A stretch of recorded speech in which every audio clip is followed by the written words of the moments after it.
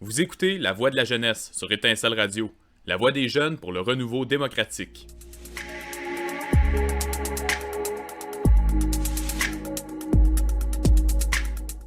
La préservation de la sécurité de l'ordre constitutionnel aux États-Unis. Nous nous intéressons à l'explication de ce qui se passe aux États-Unis, en examinant ce qui est pertinent et ce qui ne l'est pas, pour aller au cœur du problème.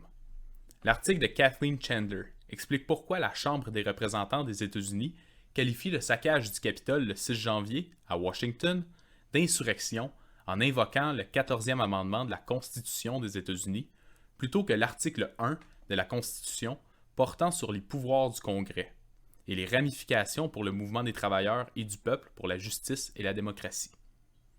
Kathleen Chandler dirige l'organisation marxiste-léniniste des États-Unis, USMLO. D'autres informations vous sont présentées par le Centre de ressources Hartsfield-Baines, CRHB, qui mène un travail continu sur des questions intéressant les forces qui luttent pour le changement afin de contribuer à l'édification nationale par l'humanisation de l'environnement naturel et social et en ouvrant la voie au progrès de la société. Un élément important de l'analyse des événements qui se déroulent présentement est de ne pas confondre le monde objectif avec l'impression subjective que l'on en a. Plutôt que de refléter le monde objectif, une analyse peut devenir un amalgame rendu à travers le prisme de la compréhension de ce que la personne observe, lit et entend. On voit non pas ce qui est là, mais ce que l'on croit être là. Par exemple, diverses forces décrivent ce qui se passe aux États-Unis comme un problème d'extrémisme, de fascisme, d'autoritarisme, de populisme, de pré- ou post-fascisme, etc. Il y a un refus de discuter des relations humaines réelles et de ce qu'elles révèlent. En partie parce que l'information fait défaut, et c'est délibéré. Les idées que les gens se font de Trump et de ce qui se passe aux États-Unis vont dans tous les sens. Il n'est pas rare d'entendre des gens dire qu'ils sont convaincus que le monde arrive à sa fin. Certains sont d'accord avec telle ou telle analyse, mais au lieu de corroborer l'analyse, ils corroborent ce qui se passe dans leur tête, comme la conviction que Donald Trump s'est fait voler l'élection, et qu'il est un homme vraiment mauvais, et que Joe Biden n'est peut-être pas si mauvais, ou sera tout aussi mauvais, ou sera bon, et ainsi de suite.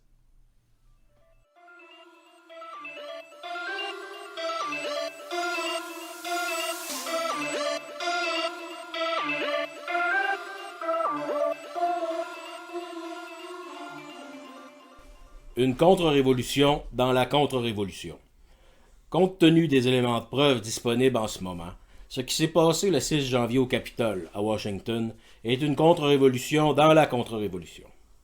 Il est de plus en plus évident que le président Donald Trump a tenté un coup d'État pour garder la présidence et que la tentative a échoué à cause de la défection d'abord du vice-président Mike Pence, puis d'autres alliés.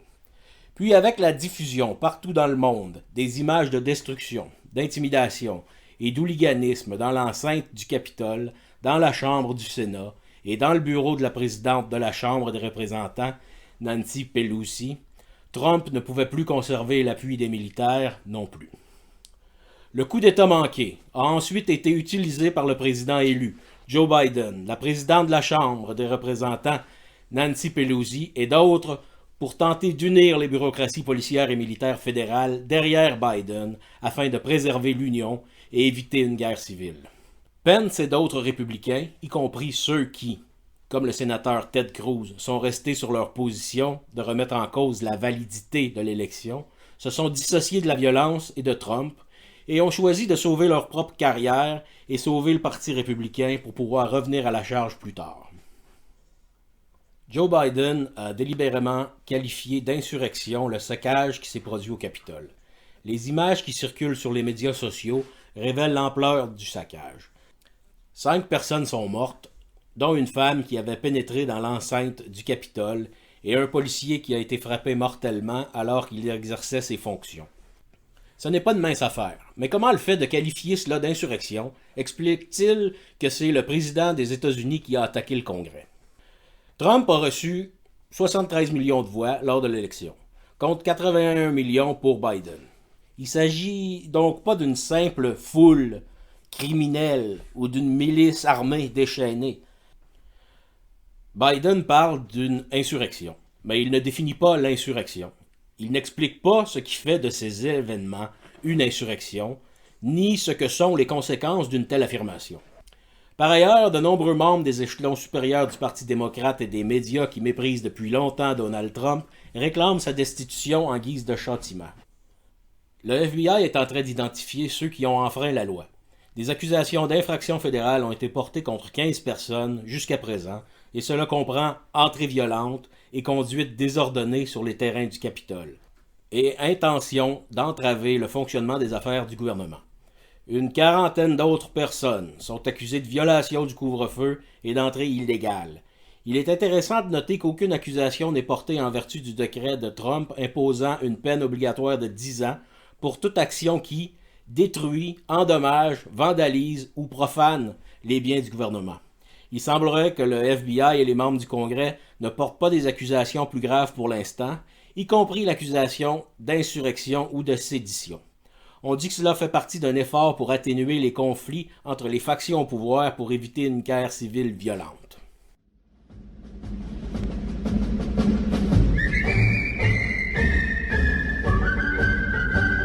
When Johnny comes marching home again, hurrah, hurrah, we'll give him a hearty welcome then, hurrah, hurrah. Oh, the men will cheer, the boys will shout, the ladies they will all turn out, and we'll all feel gay when Johnny comes marching home. And we'll all feel gay when Johnny comes marching home.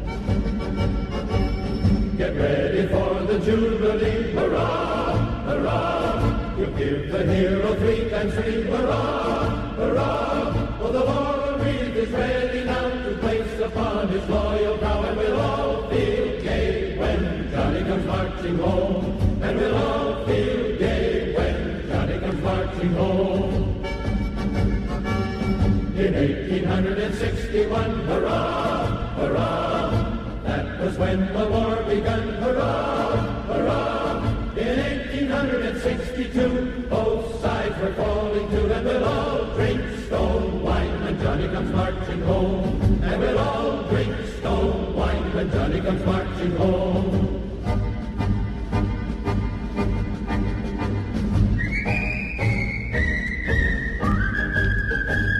In 1863, hurrah, hurrah, old Abe ended slavery, hurrah, hurrah. In 1863, old Abe ended slavery, and we'll all drink stone wine when Johnny comes marching home. And we'll all drink stone wine when Johnny comes marching home. In 1864, hurrah, hurrah, it called for 500,000 more, hurrah, hurrah. In 1865, they talked rebellious strife, and we'll all drink stone wine when Johnny comes marching home. And we'll all drink stone wine when Johnny comes marching home. Le mot saccage décrit un déchaînement violent qui comprend le vol et la destruction de biens, une mise à sac. Cela semble bien décrire plus ou moins ce qui s'est produit le 6 janvier. La raison pour laquelle nous appelons cela une contre-révolution dans la contre-révolution est que nous n'avons pas affaire à seulement 2 camps. Un camp engagé dans une insurrection et un autre engagé dans la défense de la démocratie. Le tout est plus grand que la somme de ces partis qui ne peuvent pas être agrégés. La contre-révolution contre les normes et les niveaux que la société avait atteints dans l'après-Deuxième Guerre mondiale a commencé lorsque le président américain Ronald Reagan, de 81 à 89, et la première ministre de Grande-Bretagne, Thatcher, de 79 à 90, ont déclenché le néoconservatisme et déclaré qu'il n'y avait pas de société, seulement des familles, des valeurs familiales, des droits individuels. Ils enfonçaient ainsi le dernier clou dans le cercueil de l'État-providence et ses institutions et organisations, et amorçaient la restructuration de l'État pour éliminer tout vestige du droit public, du bien public et de l'autorité publique. Cela a été accompagné par l'effondrement de l'Union soviétique et la contre-révolution initiée par Mikhaïl Gorbatchev au nom de la glasnost et de la perestroïka, ouverture et restructuration.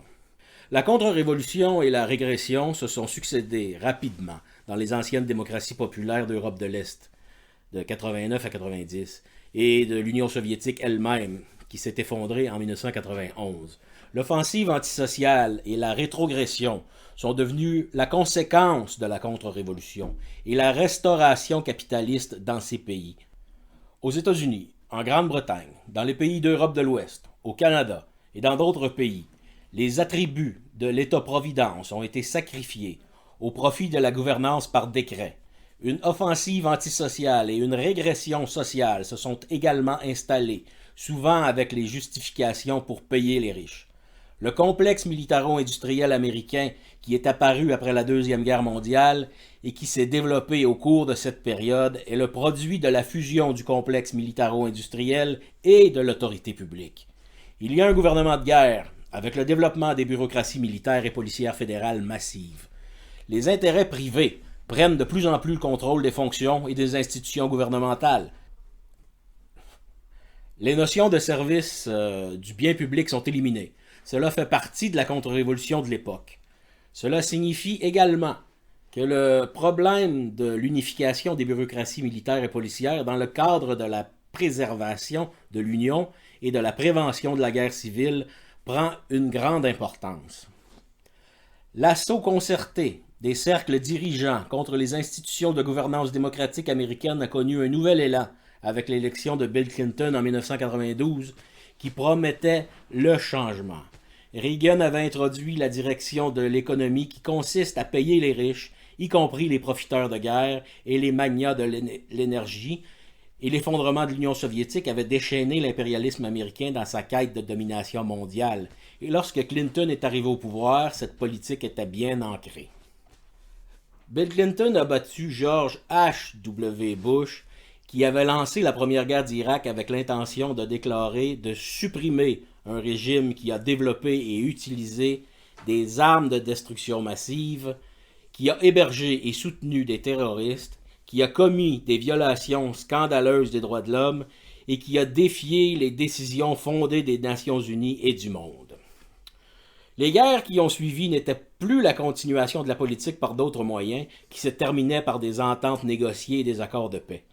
Elles sont devenues des efforts désespérés pour placer des sphères d'intérêt sous la domination des États-Unis, des guerres de destruction quand la corruption et les menaces, y compris les sanctions meurtrières, ne permettaient pas d'atteindre leur fin. Cette politique extérieure a été combinée à une répression croissante sur le plan intérieur, notamment avec la construction d'un gigantesque réseau de prisons et de centres de détention et les tentatives de diviser le corps politique sur la base de la race, de la religion ou du genre pour empêcher le peuple de s'unir dans l'action pour s'investir lui-même du pouvoir.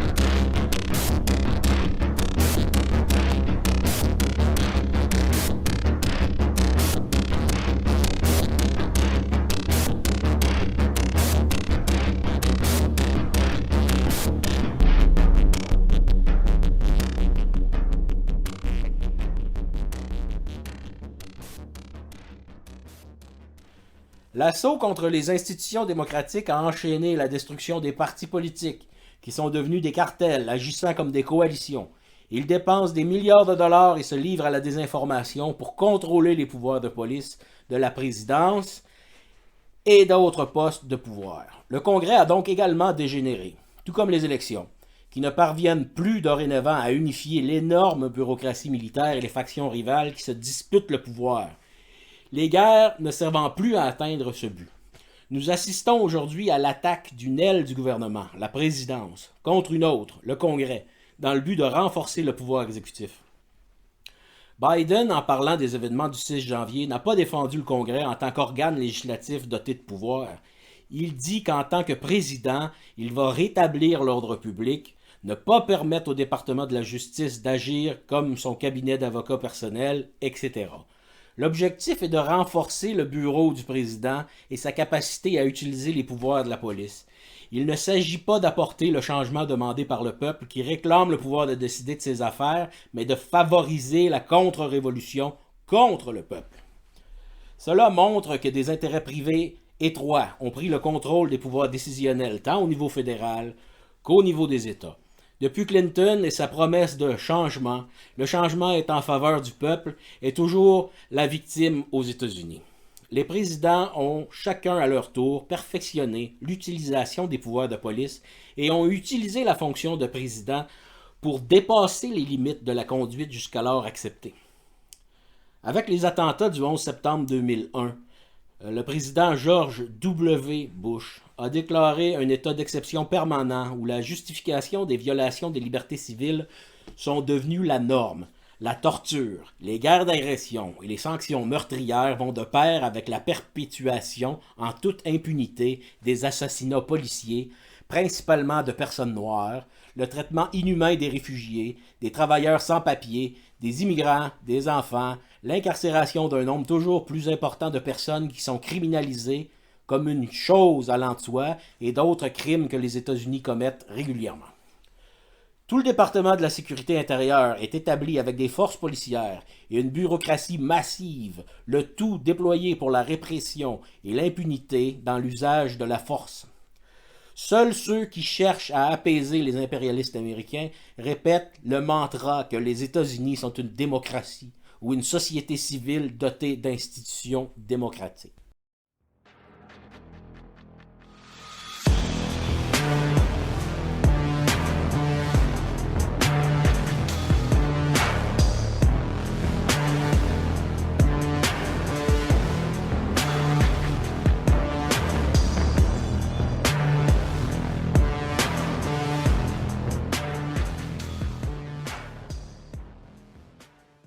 Pendant 30 ans, tout cela a constitué une contre-révolution dont les résultats se voient dans l'état de l'économie américaine, les systèmes privés de santé et d'assurance et l'incapacité à faire face à la pandémie de la COVID-19, avec un décès pour 1000 personnes, les queues interminables devant les banques alimentaires, le traitement des anciens combattants, des personnes âgées, des sans-abri, des femmes et des enfants, en plus de celui des Noirs, des Portoricains, des personnes originaires des Amériques et d'Asie, ainsi que la violation des droits inhérents des nations autochtones. Aujourd'hui, la confiance dans les institutions gouvernementales américaines est en crise. Les millions de personnes qui ont voté pour Trump et les millions d'autres qui ont voté pour Biden sont en colère en raison des échecs du gouvernement et expriment leur manque de confiance dans la volonté du gouvernement de résoudre les problèmes en leur faveur. La crise de confiance dans les institutions gouvernementales américaines signifie que la grande majorité des gens sont en colère et mécontents de la direction d'où le pays s'en va. Quelques 20 millions de personnes ont organisé des manifestations pendant plus de 100 jours après la mort de George Floyd, toutes violemment attaquées par les forces policières. Plusieurs millions d'autres personnes ont soutenu ces actions, comme elles avaient rejoint et soutenu des manifestations défendant les immigrants et les réfugiés et leurs enfants. Le peuple veut avoir un contrôle sur la police et les budgets et veut donner une nouvelle orientation à l'économie et à la politique, et il va continuer de le faire. Les forces contre-révolutionnaires ont organisé ce saccage au Capitole le 6 janvier, y compris en utilisant des milices armées pour essayer de renverser cette tendance et diviser le peuple. La tentative de coup d'État raté de Donald Trump et son attaque contre le Congrès sont une contre-révolution dans la contre-révolution qui fait maintenant place à un sentiment de vengeance parmi les cercles dirigeants, ce qui va polariser encore plus les factions. Rien que tout cela, ni Biden, ni personne n'unira les bureaucraties de la police fédérale et des forces armées, sans parler du peuple américain, ni ne résoudra un seul des problèmes auxquels est confrontée la démocratie américaine, encore présentée comme la plus grande démocratie du monde. Seul un projet moderne d'édification nationale engagera les États-Unis sur une voie pouvant unir le peuple dans une cause commune, menée par la classe ouvrière des États-Unis. Un tel projet doit placer au centre de ses préoccupations le renouvellement démocratique du processus décisionnel politique. Il doit voir à mettre en place un gouvernement et des intentions de gouvernance incarnant une personnalité démocratique moderne et anti-guerre et qui respecte la souveraineté et l'égalité des peuples du monde. Une constitution moderne est nécessaire pour remplacer tous les vestiges de la constitution actuelle qui est un compromis avec l'esclavage et qui maintient le pouvoir de l'élite privilégiée et des institutions qui favorisent les intérêts privés étroits au détriment des masses populaires.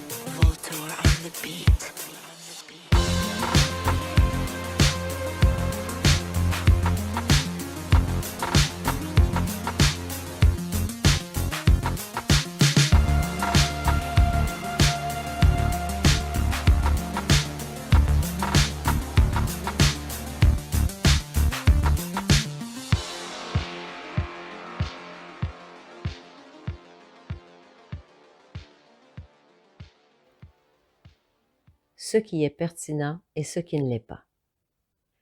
Si l'on considère ce qui s'est passé au Congrès à Washington le 6 janvier, il semble qu'il y ait eu à la fois un coup d'État manqué de la part du président américain Donald Trump et un effort du président élu Joe Biden pour utiliser les événements afin de renforcer la présidence en unissant les bureaucraties policières et militaires fédérales derrière lui.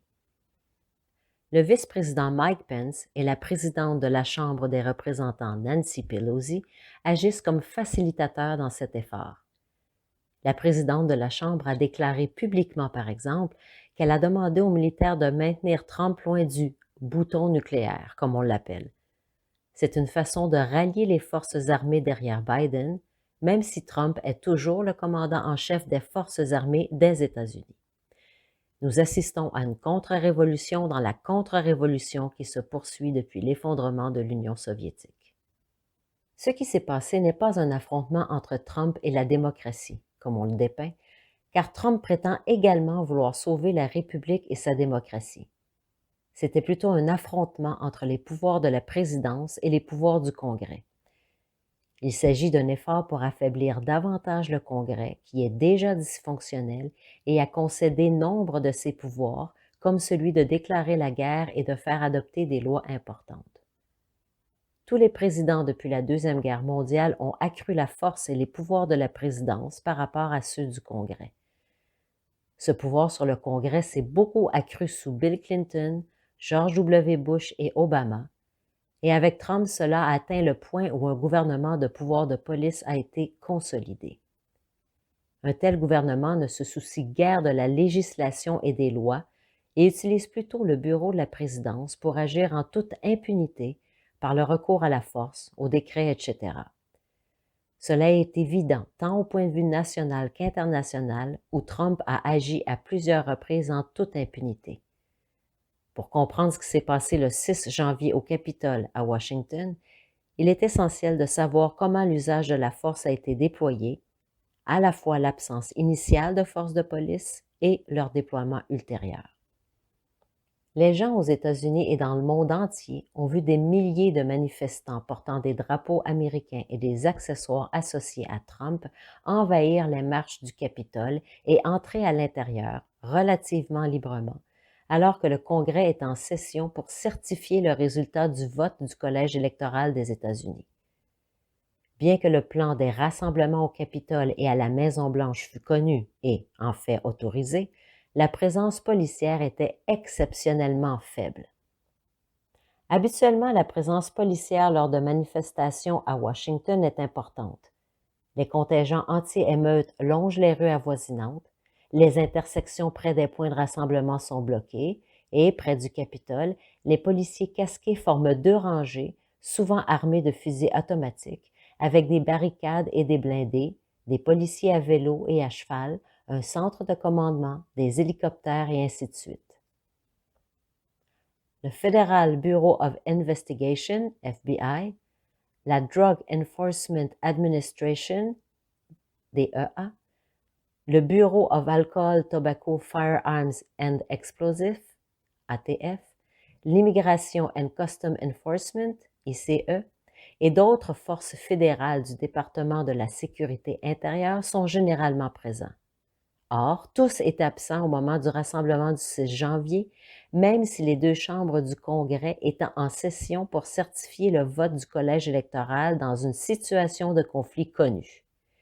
Et la police du Capitole, relativement petite, environ 2000 personnes, avait la responsabilité de protéger tous les membres du cabinet à l'intérieur, ainsi que l'édifice lui-même, et de veiller à plusieurs autres aspects de la sécurité.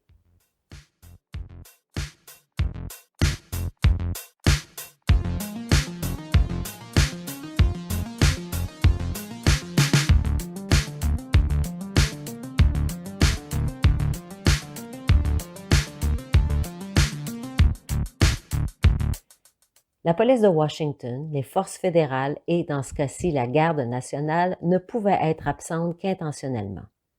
Une décision est prise à l'avance par ceux qui en ont l'autorité. Toutes les forces fédérales sont mises en action, soit par le président lui-même, soit par les chefs de la sécurité intérieure et du FBI, nommés par Donald Trump.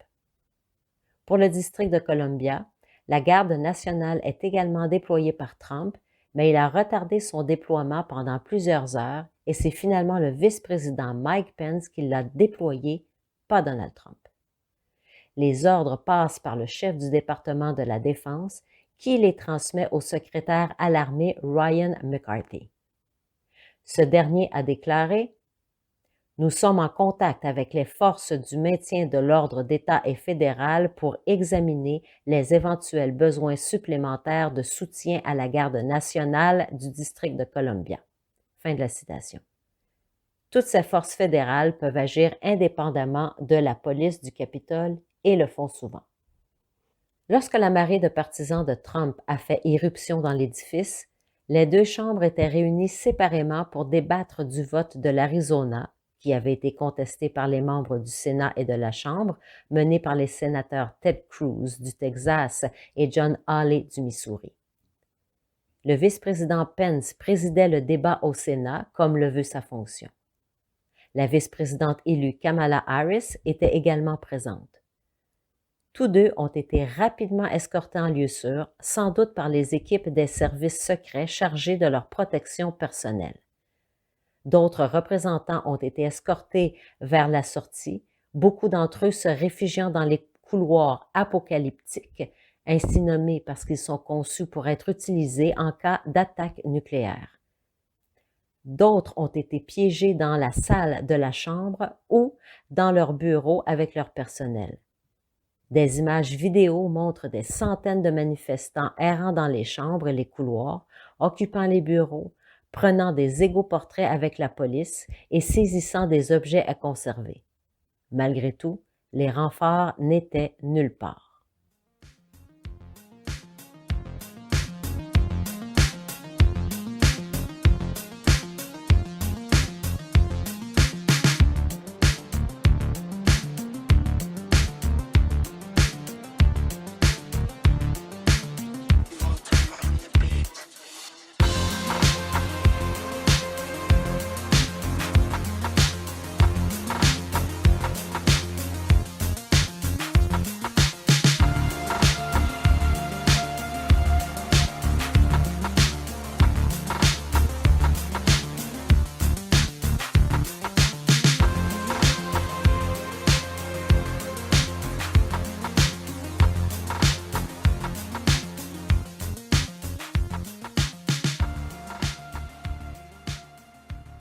Une tentative de coup d'État.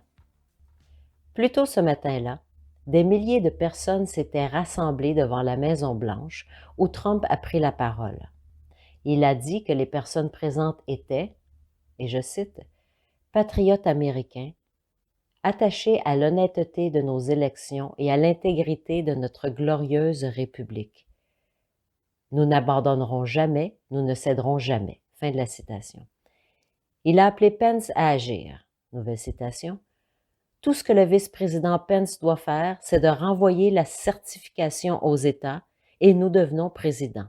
Fin de la citation. Il a dit aux manifestants, vous devez faire preuve de force et les a ensuite exhortés à marcher sur le Capitole. Il est évident que pour réussir, Trump avait besoin du soutien de Pence et d'autres républicains qu'il a également appelés à ne pas certifier le vote. Il avait également besoin de la coopération des forces armées pour qu'elles n'interviennent pas. Il est évident que lui et son cabinet ont créé les conditions pour que les manifestants puissent marcher sur le Capitole, y entrer et y rester pendant plusieurs heures. Le soutien au coup d'État et la volonté d'utiliser la force ont été testés en direct, les commandements de Trump s'effritant graduellement tout au long de la journée, à commencer par Pence, qui a déclaré qu'il ne pouvait pas utiliser sa position au Sénat pour déclarer l'élection favorable à Trump, à la suite de quoi une série de défections ont été annoncées par des partisans de Trump qui ont préféré se joindre à Joe Biden pour demander au président de rétablir l'ordre. Parmi eux, on compte Chad Wolf, chef de la sécurité intérieure, Robert O'Brien, conseiller à la sécurité nationale, le sénateur Ted Cruz et plusieurs autres membres du Congrès. O'Brien a déclaré en parlant des manifestants « La violence n'a absolument pas sa place dans notre démocratie. Notre pays est meilleur que ce que nous avons vu aujourd'hui dans notre Capitole. » Le gouverneur du Texas et le procureur du district du Texas, qui ont tous deux soutenu les efforts de Trump pour renverser le verdict des élections, ont également changé leur fusil d'épaule. L'ancien président George W. Bush exprimait le point de vue de nombreux élus quand il a déclaré « C'est ainsi que les résultats des élections sont contestés dans une république de bananes, pas dans notre république démocratique. Je suis consterné par le comportement irresponsable de certains dirigeants politiques depuis l'élection et par le manque de respect manifesté aujourd'hui pour nos institutions, nos traditions et notre application de la loi. » Il a souligné qu'il est de la, et je cite, « responsabilité fondamentale de tout citoyen patriote de soutenir l'État de droit. » Fin de la citation. Le Texas a une signification particulière parce que le gouverneur dispose de forces de police importantes et son économie est considérée comme la 10e en importance dans le monde. La famille Bush conserve une influence considérable. Pour Bush, le fait que le gouverneur et le sénateur Cruz se soient opposés à l'action de Trump aux côtés du secrétaire à la sécurité intérieure signifiait que Trump ne pouvait pas réussir. Les faits indiqueraient que les militaires ont commencé à coordonner leur action avec Pence. Le secrétaire d'État à la Défense par intérim, Christopher Miller, a déclaré « Le président Miley, de l'État-major interarmé, et moi-même venons de nous entretenir séparément avec le vice-président et avec la vice-présidente de la Chambre Pelosi, le chef de la Chambre McConnell, le sénateur Schumer et le représentant Hoyer au sujet de la situation au Capitole américain. Nous avons pleinement activé la garde nationale du district de Columbia pour aider les forces de l'ordre fédéral et local dans leurs efforts pour dénouer la situation pacifiquement. Dans tout coup d'État, le monopole de l'usage de la force est essentiel. Trump en a fait usage et a tenté d'exécuter le coup d'État avec le soutien de l'armée et du département de la sécurité intérieure, qui ont coordonné leur effort avec la police du district de Columbia qui suit les ordres fédéraux dans ces situations. Ce n'est pas la police de Columbia qui décide en dernier ressort. On l'a vu clairement lorsque le chef de la police Robert Conti est intervenu, quelques heures après que les manifestants ont fait irruption dans le Capitole en présence du secrétaire à l'armée McCarthy. De plus, Conti a rapporté que la police du district de Columbia a répondu aux demandes de soutien des autorités fédérales. Cela indique que les mêmes forces fédérales leur ont dit que leur soutien n'était pas nécessaire au départ.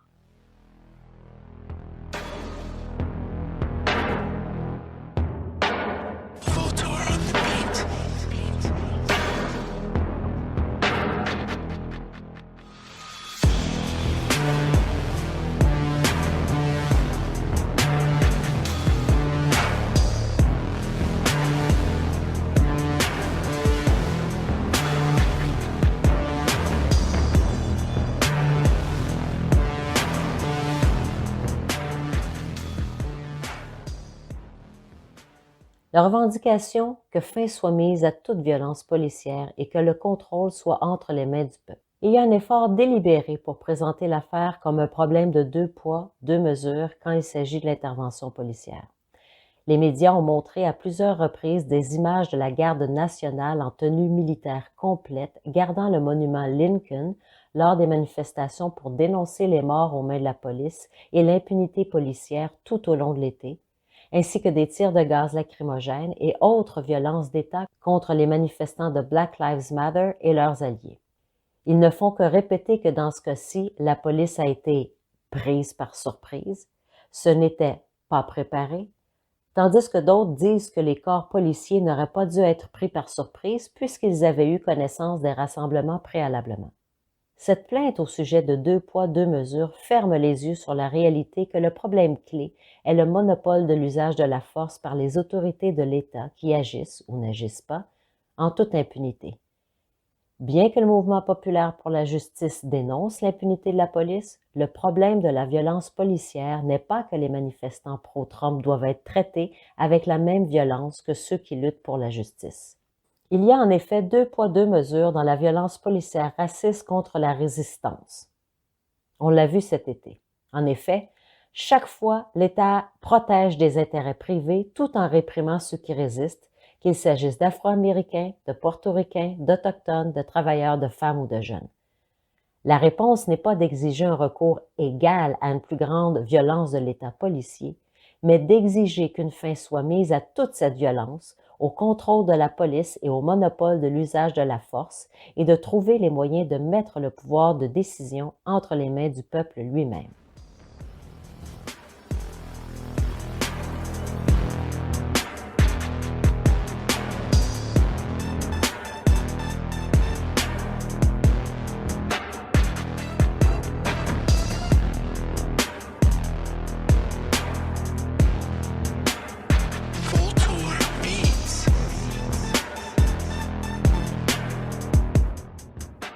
Les questions cruciales de qui décide et comment le pouvoir de décision est exercé. L'utilisation croissante et toujours plus brutale des pouvoirs de police a caractérisé une présidence après l'autre, culminant avec la présidence de Trump, qui est même allée au-delà de ce que ses propres partisans s'attendaient. Ce qui est en jeu dans la situation actuelle, c'est qui décide et comment le pouvoir de décision est exercé, ce qui est en crise aux États-Unis en ce moment. Le fait que ces intérêts privés de propriété contrôlent l'usage de la force et tous les pouvoirs de police qui relèvent de la présidence est systématiquement révélé.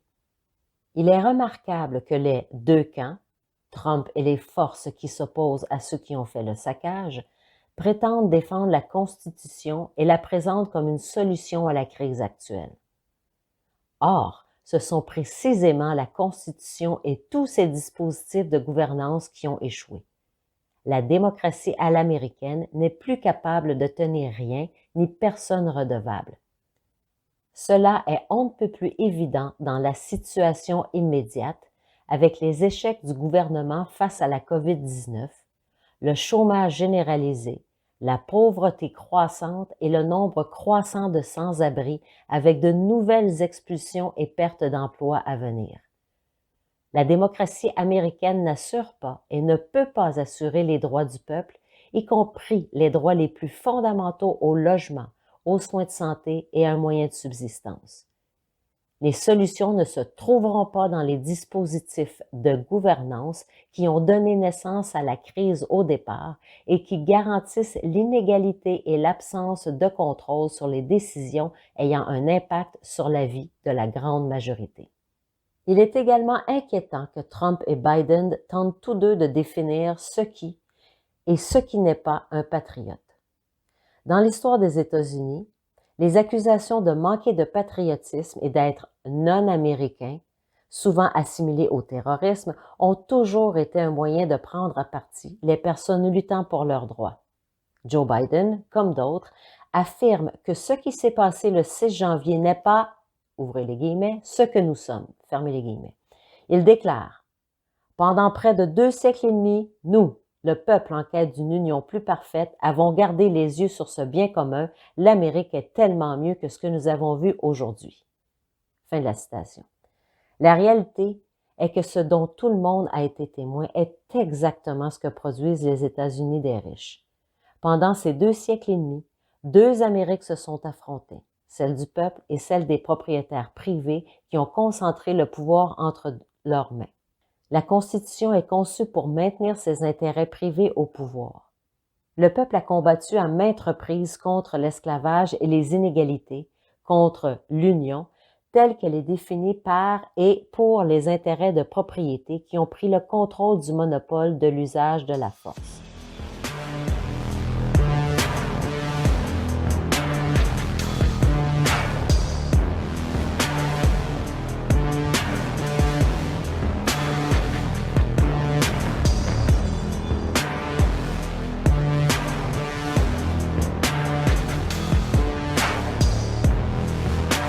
Il est clair qu'une fois que la tentative de coup d'État a échoué, Joe Biden, Mike Pence, Ted Cruz et d'autres membres du Congrès ont cherché à unifier les forces en conflit au sein de la présidence et entre celle-ci et les bureaucraties policières et militaires fédérales.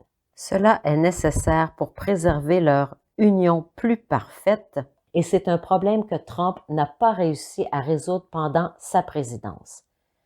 Les nombreux appels à l'unité en font partie. Joe Biden a de nouveau repris le refrain que tout est possible si nous le faisons ensemble. Il cherche non seulement à unifier les forces en présence parmi les riches, mais aussi à rallier à sa cause ceux qui réclament l'égalité et les droits. Néanmoins, les mêmes problèmes vont hanter sa présidence, ce qui prouvera une fois de plus que les conditions matérielles n'obéissent pas à l'autorité souhaitée par les cercles dirigeants. Si le vote a été certifié et que Donald Trump affirme maintenant qu'il y aura une transition pacifique, rien ne permet de croire que la source des conflits et du dysfonctionnement du système a disparu. Les conflits entre les intérêts privés existent parce que tous ont proclamé que le bien commun ou le bien public ne va pas leur barrer la voie. En outre, on ne peut pas dire que les États-Unis ont été une force pacifique. Ils ont au contraire une histoire de guerre, de génocide et d'agression. Il y a un gouvernement de guerre et une économie de guerre qui causent de graves préjudices et violences au peuple, au pays et à l'étranger. Ce qui se produit, c'est le transfert de pouvoir d'un président à un autre, chacun plus puissant que le précédent. Il est certain que le peuple n'accepte pas des conditions où ses droits sont encore plus bafoués, où il est menacé par davantage de violence et de guerre. Il lutte pour une économie de paix et un gouvernement anti-guerre où c'est le peuple qui décide.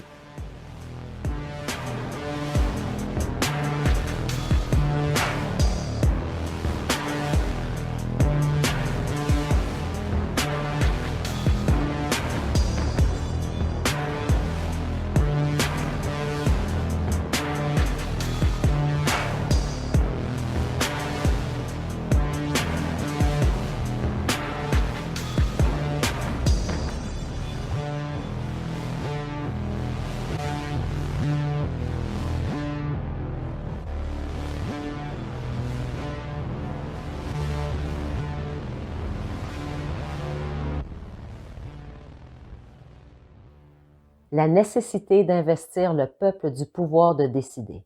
Il est largement reconnu que pour qu'un changement qui favorise le peuple se produise, il faut reconnaître que ceux qui ont créé les problèmes, y compris Biden, ne seront pas capables d'apporter des solutions. La responsabilité sociale incombe au peuple qui intensifie ses efforts d'organisation au sein des nombreux collectifs qui luttent pour les droits et, plus largement, au sein de la société dans son ensemble pour être lui-même politique en s'attachant à mettre en place un processus de décision indépendant des institutions démocratiques libérales obsolètes. Joe Biden affirme que les 4 prochaines années seront consacrées à la restauration de la démocratie. Cette même démocratie défaillante qui est en lambeaux, mais celles et ceux qui se battent pour les droits démontrent clairement qu'il faut une démocratie populaire conçu par le peuple lui-même, qui lui donne le pouvoir de gouverner et de décider. La réalisation du pouvoir de décider de ses affaires et de contrôler les décisions est un problème posé et à résoudre dans les conditions où les collectifs qui défendent les droits s'organisent pour prendre eux-mêmes des décisions collectives, les mettre en œuvre et évaluer ensemble les résultats. Cette lutte est totalement absente des récits des événements du 6 janvier. Continuons de nous unir dans l'action pour identifier les problèmes qui, selon nous, nécessitent des solutions et pour leur trouver des solutions.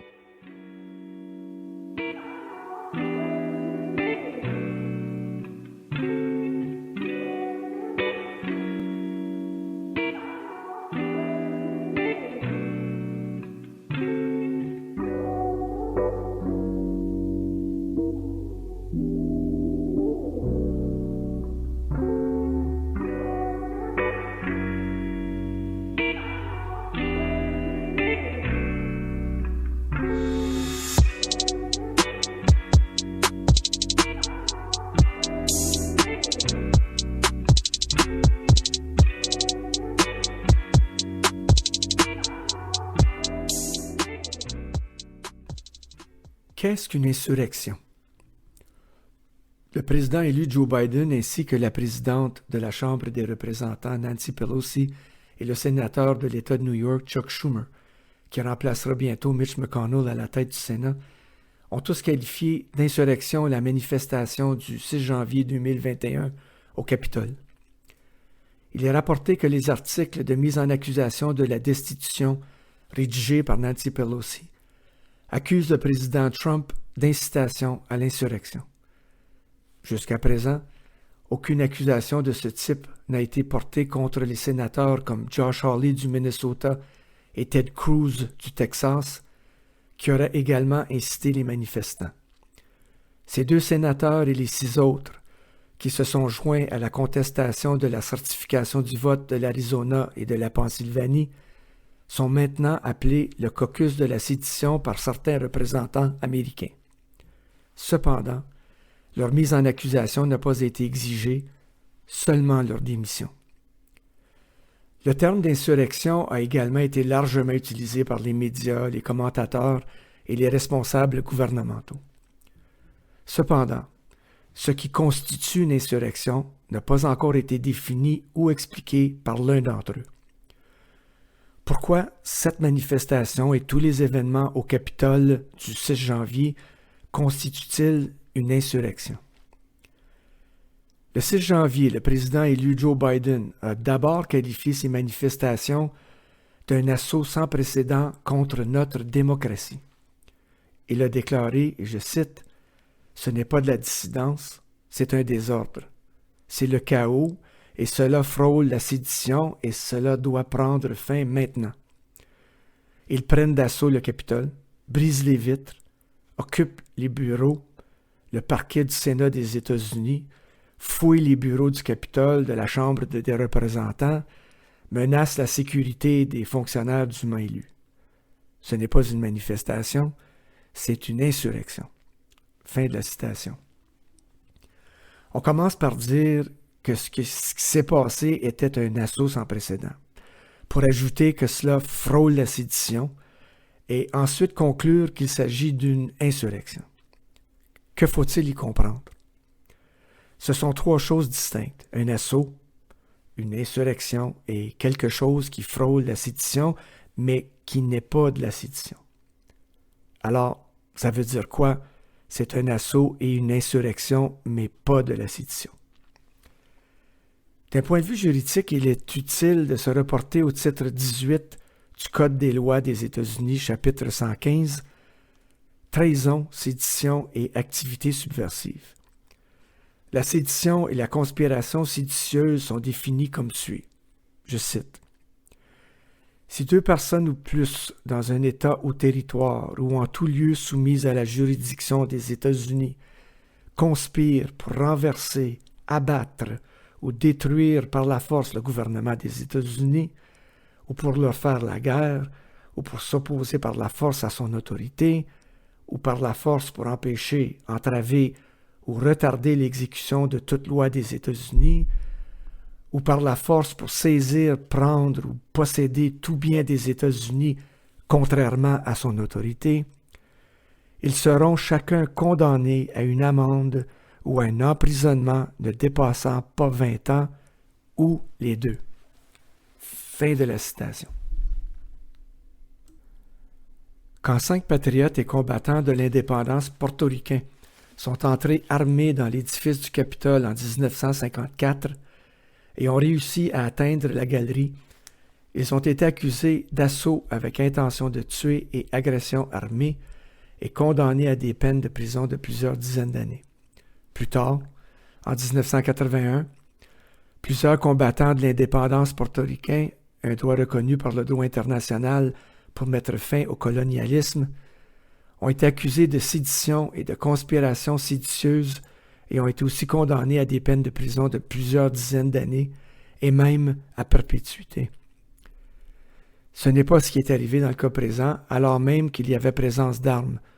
On peut voir sur des séquences vidéo la police qui en fait escorte plusieurs manifestants hors de l'édifice et prend des égaux portraits avec eux. La sédition met au premier plan la guerre civile, ce que les cercles dominants tentent désespérément d'éviter. Donc, bien que l'on parle d'un caucus de la sédition et que des allégations de trahison sont également lancées, aucune mesure sérieuse n'est prise. Il faut rappeler qu'après la guerre civile, aucun des principaux généraux confédérés n'a été accusé de trahison ou de sédition. Mais alors, pourquoi l'événement qui frôle la sédition est-il une insurrection? Selon la loi, une insurrection entraîne des arrestations et des poursuites. La même partie du chapitre 115 du Code des lois des États-Unis sous rébellion et insurrection dit, et je cite, « Quiconque incite, met sur pied, assiste ou se livre à une rébellion ou à une insurrection contre l'autorité des États-Unis ou leurs lois, ou y apporte une aide ou un réconfort, sera condamné à une amende en vertu du présent titre ou à une peine de prison de 10 ans ou plus, ou aux deux, et sera incapable d'exercer une fonction quelconque sous l'autorité des États-Unis. » Fin de la citation. Cela signifie-t-il que des accusations seront portées contre ceux qui ont incité à l'insurrection? Est-ce là le but d'appeler cela une insurrection? Ou s'agit-il simplement de rhétorique de la part de Biden dans un effort pour unifier les factions dirigeantes très divisées?